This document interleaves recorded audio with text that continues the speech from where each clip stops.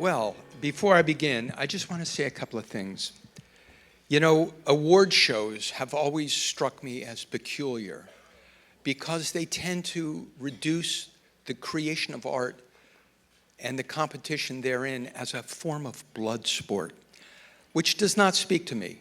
But what Emily has created, on the other hand, is something that is purely predicated on merit and contribution. And I think what she's done is a fantastic thing. So that's the first thing. The second thing I'd like to say is, as we wrestle with each other during America's first brush with fascism, and we wantonly shoot people in the streets, somebody's talking to me. As that happens, it is the artist who speaks most articulately to address the problem. And maybe we need to remind ourselves that that's our job. So, enough of that crap. Over the course of my career, I've been very lucky enough to work with extraordinary women: Phoebe Bridgers, Sarah McLachlan, Fiona Apple, Bette Midler, Patti LaBelle, Susan Rogers, Wendy Melvoin, the second love of my life, Edie Brickell, Katie Gavin, Amethyst Kia, fantastic women.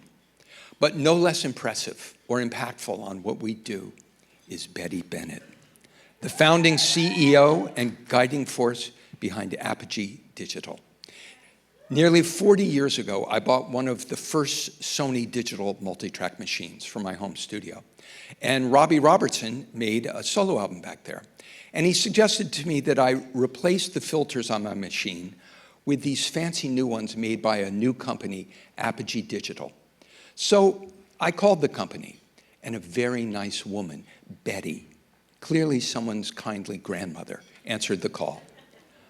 Only years later, when I met Betty in person, brilliant, dynamic, irresistible, and young, did I realize what I was dealing with.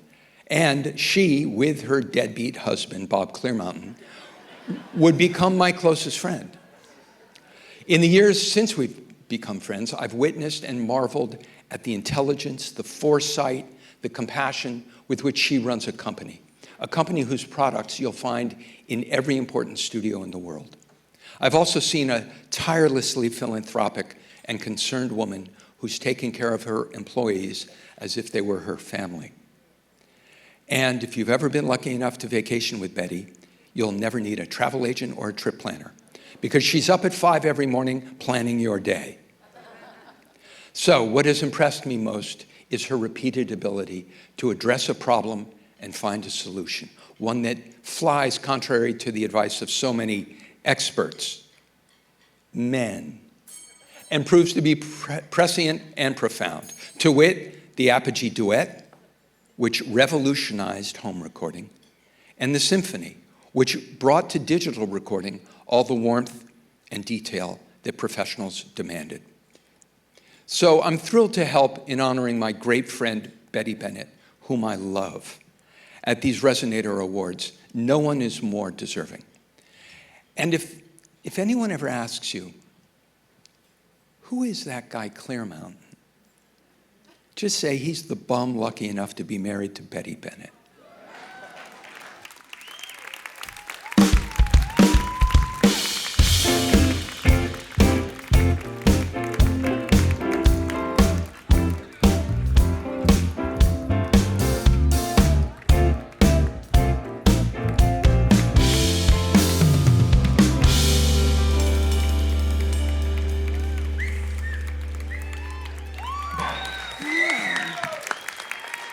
Thank you, everyone. Thank you, Tony. That was really kind.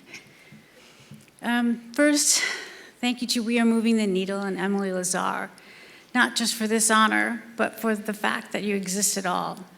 Because let's be honest, if the needle were moving fast enough on its own, none of us would need to be here tonight.